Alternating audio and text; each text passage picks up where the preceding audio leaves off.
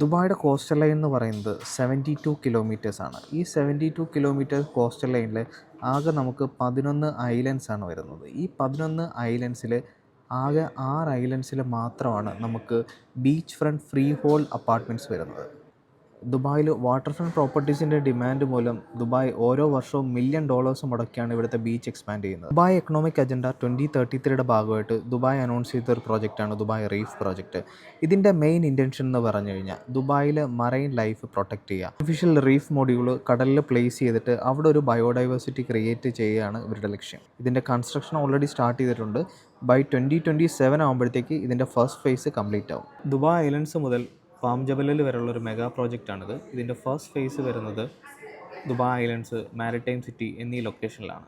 ബാക്കിയുള്ള water front island compare ചെയ്യുമ്പോൾ Dubai ഐലൻഡ്സിലെ ഐലൻഡ് ബി ആണ് നിങ്ങൾക്ക് ഏറ്റവും കുറഞ്ഞ പ്രൈസ് പെർ സ്ക്വയർ ഫീറ്റിൽ ഒരു beach front free hold apartment സ്വന്തമാക്കാൻ പറ്റുന്നത്.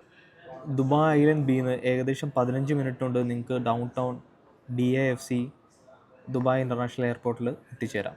ദുബായിലെ തന്നെ ടോപ്പ് ഡെവലപ്പറിൻ്റെ 2 ബീച്ച് ഫ്രണ്ട് പ്രോജക്റ്റാണ് ഈ ഐലൻഡിൽ ഇപ്പോൾ അനൗൺസ് ചെയ്തിരിക്കുന്നത്. ഇതിൻ്റെ കൂടുതൽ ഡീറ്റെയിൽസിനായി നിങ്ങൾക്ക് എന്നെ കോൺടാക്റ്റ് ചെയ്യാം.